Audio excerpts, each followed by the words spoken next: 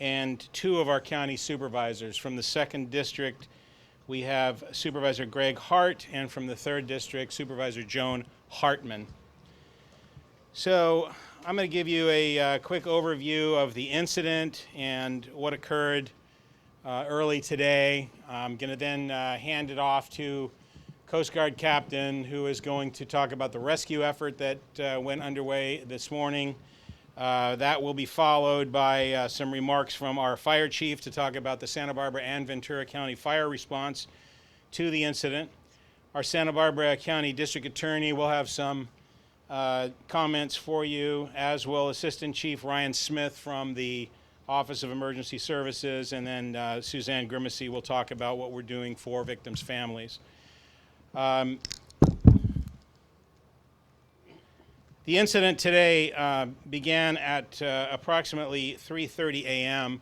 The Coast Guard sector in Los Angeles received a Mayday call that was from a fully engulfed 75-foot commercial diving vessel that was off the coast of Santa Cruz Island.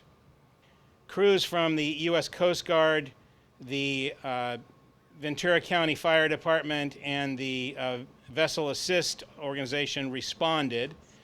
The Coast Guard launched aircraft as well as boats and located a vessel that was fully involved in flames in the Platts Harbor area on the north side of Santa Cruz Island. The crews were actively fighting the fire when the vessel began to sink at approximately 7:20 a.m. this morning. 39 souls were reported to be on board that vessel when it left Santa Barbara. 5 victims were subsequently rescued during the initial response and have been transported to Ventura Harbor. This particular dive trip that the boat was on was a 3-day trip that began August the 31st. It was scheduled to end tomorrow morning. It was advertised as a Labor Day weekend North Channel Islands dive trip. The boat was scheduled to depart Santa Barbara Harbor at 4 a.m. on Saturday the 31st and return on Monday the 2nd, as I say, in the morning. The dive company chartered the boat and the crew from Truth Aquatics, a Santa Barbara harbor-based operation that has been in existence since 1974. So far, in Santa Barbara, I am the coroner as well as the sheriff. So our coroner's bureau has been involved in this event because 4 victims have been recovered thus far as deceased. They have been transported to our coroner's bureau. We can only identify them at this point as 2 adult males and 2 adult females. Rescue and recovery efforts on the scene have located an additional 4 victims on the ocean floor in close proximity to the vessel, and we have dive teams that are in the water as we speak that are working to attempt a recovery of their remains. But the boat remains unstable, and I'm not sure when we're going to be able to recover those bodies as well as any more that may be within the vessel. The Coroner's Bureau is responsible for identifying the victims, for notifying the next of kin, and for determining the cause and manner of death. We have asked for assistance due to the sizable nature of this incident and have received support from the Los Angeles County Coroner's Office and from the Sacramento County Coroner's Office as well. The 4 victims that we have recovered as of now will need to be identified through DNA, and that may take some time. The condition of the remains that are recovered subsequently will determine the speed at which we are able to identify any of the victims. Our hearts go out to the families of the victims of this terrible tragedy. We understand the tremendous burden that they are under right now as they wait to determine exactly what happened and what condition and situation their loved ones are in. We will be working diligently to try to get them as much information as possible as soon as possible. We've also set up a family assistance center, which is designed to provide specialized assistance to family members of victims of this tragedy. I am going to now turn this over to Captain Monica Rochester of the United States Coast Guard, Los Angeles sector, and she will give you a briefing on the rescue effort that was undertaken this morning. Can you tell us your name and last name, please? Yeah, my name is Sheriff Bill Brown, common spelling.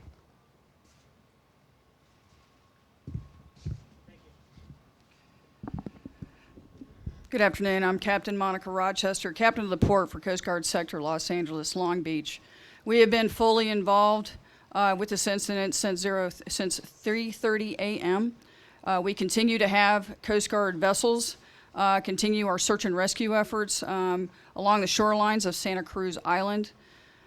We also have our Coast Guard aircraft that is also engaged in providing cover to ensure that we have the full swath or full breadth of the area to be searched. We've also provided a safety zone, which is approximately a mile, which provides safety to the responders so that we don't have interference from other vessel traffic or any other incursion into the area where the incident has occurred. Additionally, we have also established a 3,000-foot ceiling for temporary flight restrictions. So again, this is all to protect the first responders. This isn't a day that we wanted to wake up to for Labor Day, and it's a very tragic event. And we will search all the way through the night into the morning, but I think we all should be prepared to move into the worst outcome. But those are our efforts right now, and they will continue through the night and into the morning. Thank you.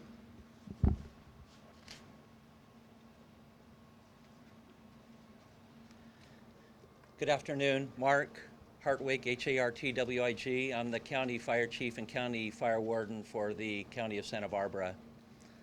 I want to start by telling you that the hearts of this community are heavy as the families deal with this. For representing those in the water and on the ground and those that are supporting this incident today and into the future, we are saddened with the families and those that are close to the folks affected by this tragedy. From the fire side, we were, shortly after the May Day, the PSAP in Ventura County was notified by the Coast Guard. That initiated an immediate response, as you believe heard this morning from Ventura County Fire Department out of Oxnard. They responded with 2 fireboats. Upon arrival at the scene of the incident, they encountered a fully involved wooden vessel in the waters off of Santa Cruz Island. They began to extinguish the flames and then notified the county fire department here in Santa Barbara. We continue, the County Fire Department continues today. We will offer our expertise in investigations on cause and origin, along with the team from the Sheriff Bill Brown's office, and then we'll also provide incident support throughout this incident. Thank you.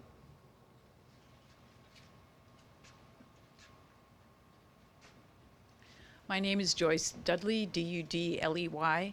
I am the District Attorney of Santa Barbara County. I represent the people of Santa Barbara County, and on behalf of the people of Santa Barbara County, I want them to understand, and everyone to understand, how much we understand what everyone is suffering from as a result of this. People all over the world, and we appreciate those thoughts, and our primary concern are the victims and their loved ones, and we will continue to address their concerns as quickly as we can. Santa Barbara County shares jurisdiction over these waterways and the area around Santa Cruz Island with the U.S. Attorney. I've been speaking with the U.S. Attorney Nick Hanna since this morning. We will continue to communicate with each other constantly and to address any jurisdictional concerns, monitor the investigation, and help in any way we can. Again, to those who are suffering as a result of this tragedy, you have our support and our love.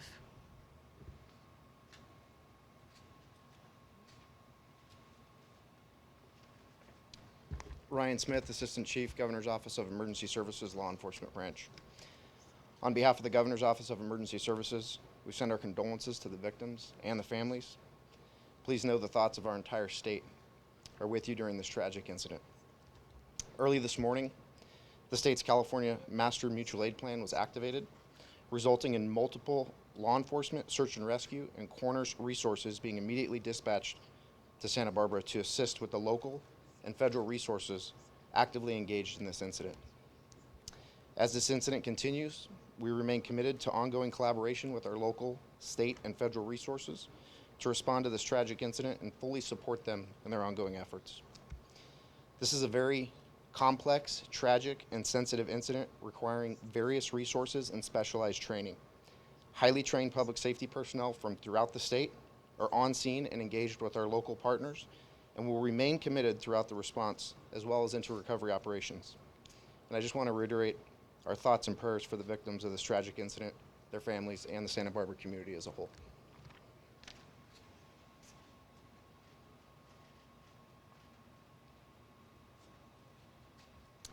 Good afternoon. My name is Suzanne Grimacy. I work with the County of Santa Barbara, the Department of Behavioral Wellness.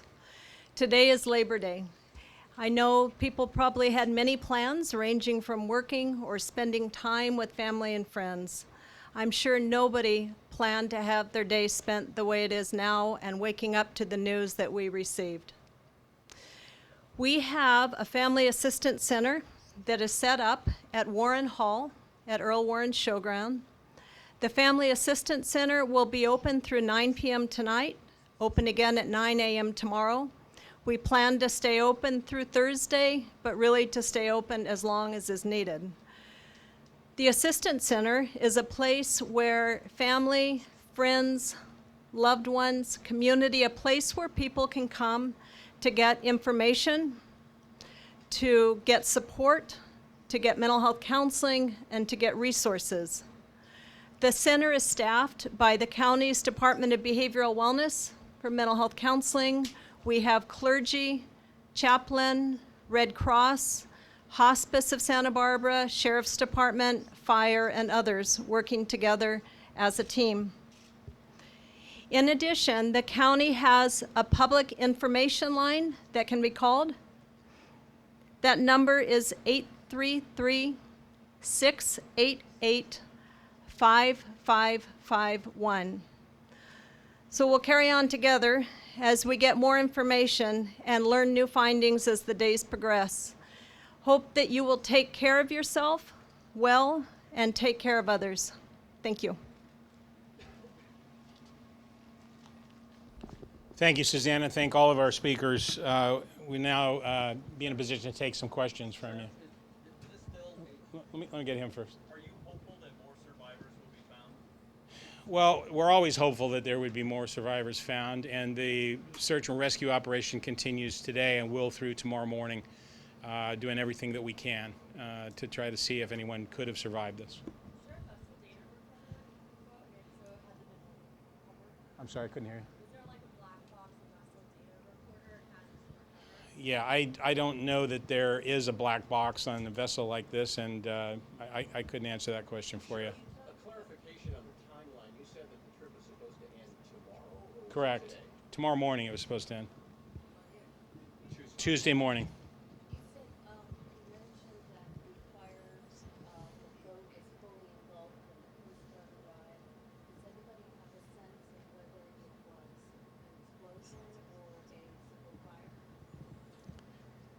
The initial reports that were received in the Mayday were that the fire was underway. There were no initial reports of an explosion. There have been several media reports about potential for an explosion or explosions.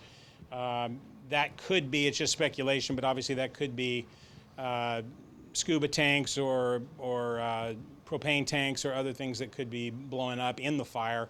But there's nothing that would, in the initial broadcast from the vessel, that indicated that there was an initial explosion. Sheriff,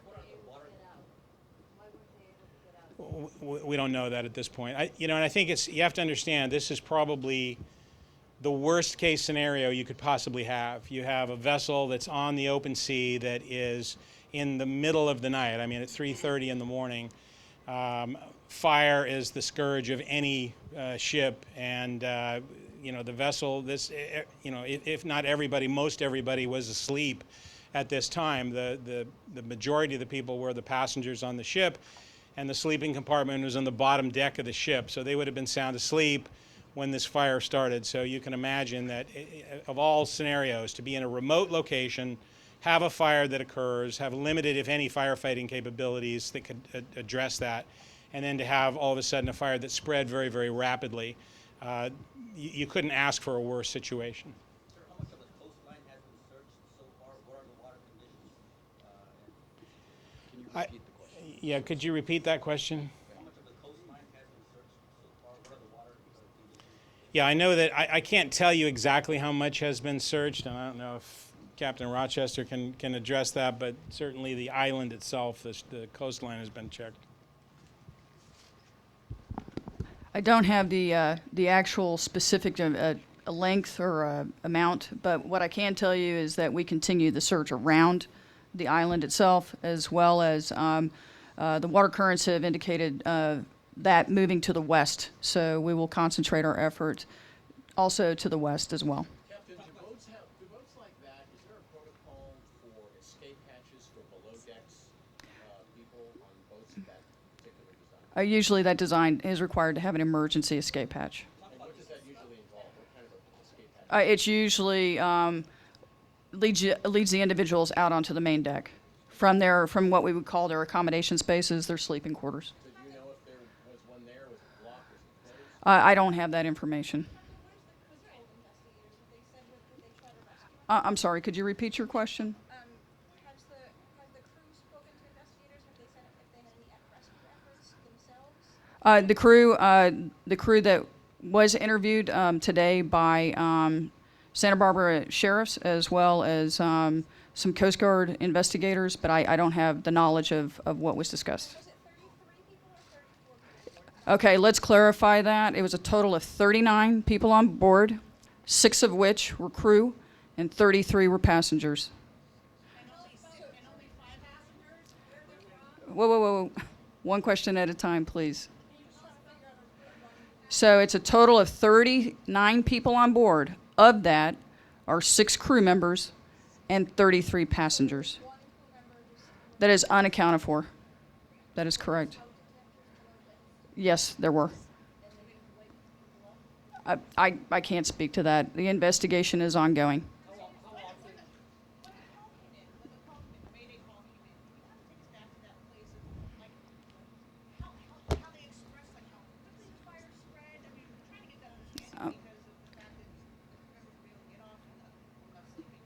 So the Coast Guard Communications Center explained to me that when the call came in, the vessel was already totally engulfed in flames.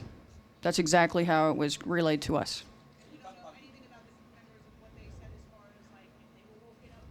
No, I don't have any of that information. Excuse me, say that again? So the boat has sank, and now it's inverted, and it's on the seabed. It's on the floor in approximately 62 feet of water. Have you had a chance to look at the vessel operator's record? Excuse me. Vessel is inspected annually by the Coast Guard. Have you had a chance to look at the vessel operator's record? Have they had violations? They have been in full compliance with regulatory requirements. Hold on just a second. You had someone behind you that was trying to ask a question. I don't have that information. That will come out probably through an investigation. The Coast Guard itself will launch what we call a formal Marine Board of Inquiry. So there will be a team of Coast Guard folks that will come out and commence that process. I'm sorry, say again? We do have a list of passengers. Right now, we're working on the next of kin notifications, identification. The Santa Barbara Sheriff Office has the lead on that. So, I don't have that answer, and And I'm going to go ahead and relinquish my opportunity for somebody else to speak on behalf of this incident.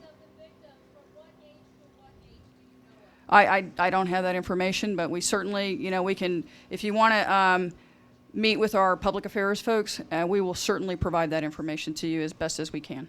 Thank you very much. The question was, is the vessel going to stay at its location or will it be towed in? We're under discussion right now as to how that's going to be handled and what condition the vessel is in, if it could be towed without breaking apart, and whether it should be examined on site versus brought onto shore. So that'll be something that the experts will be dealing with and making recommendations for as we go forward. We don't have a location for that yet.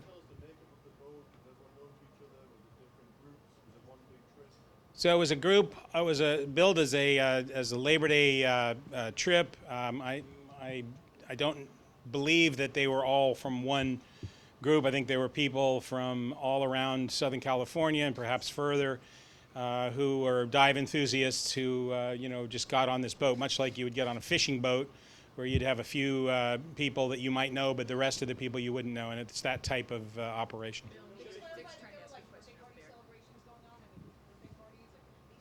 I've not heard that. So. Question is, was there firefighting equipment on board? There would have to be firefighting equipment on board to pass the Coast Guard inspection. So. We have, at this point, there's only 4 people have actually been recovered.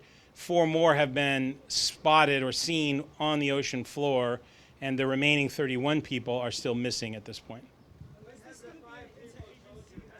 Okay, one at a time, please.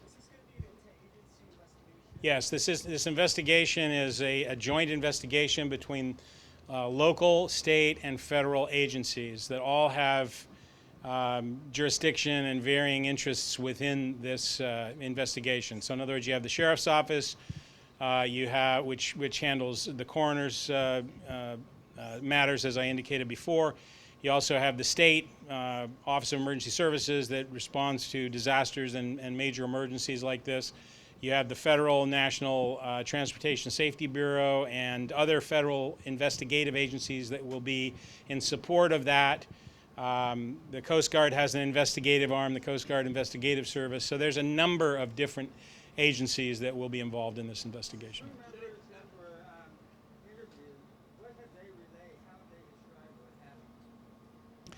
I don't have that information, Nick. The question was, what has the crew relayed or conveyed? The only information that I've got is that we do have some statements from them that the investigators are looking at. We also have the gist of what the initial Mayday call was. Other than that, we don't have any details at this point. The boat is unstable. What it has to be done for allow rescue divers to go inside the vessel? Yeah, I don't know that I can answer that. Question is, if the boat's unstable, what has to be done before rescue divers can go down there? It's only unstable from the standpoint that it's upside down in relatively shallow water with receding tides that are moving it around, essentially.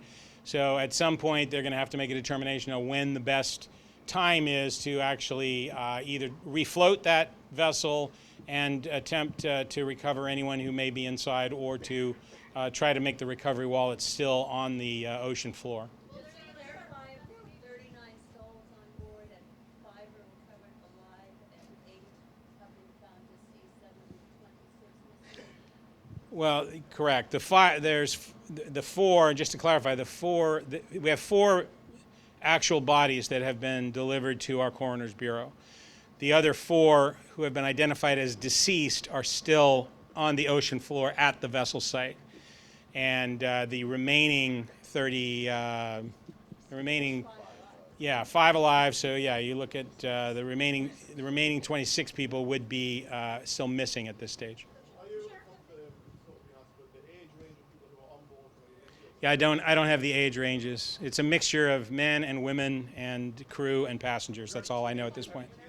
Don't know that. All right, going to take 2 more questions here. So burning questions in the back.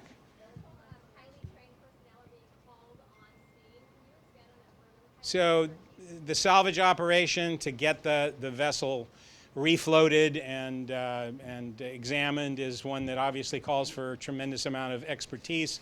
That's one that will be required. And then there's also a concern for whatever fuel may be left in the vessel in terms of a hazardous leak type to contain the fuel that may be and any other hazardous materials that may be in the vessel as well. The Mayday call references people being locked in. Can you expand on that? Were they actually locked below decks? That I don't have that information at all. So I didn't hear that, so, no, I heard the question, but that. yeah, we have that is not information that's made its way to us. Well, there's an investigation to determine if there was any criminal activity, but we have no reason to suspect that there was at this point. But we are going to make sure that that's not the case. So that's why we'll be conducting it. Passengers from the San Francisco Bay Area on that boat? Don't have that information for you. Thank you, ladies and gentlemen. The question was express case. Next question was express conference. Oh, I'm sorry. We will be holding another press conference tomorrow morning at 10 o'clock, 10 a.m., same location right here at 10 o'clock. Thank you.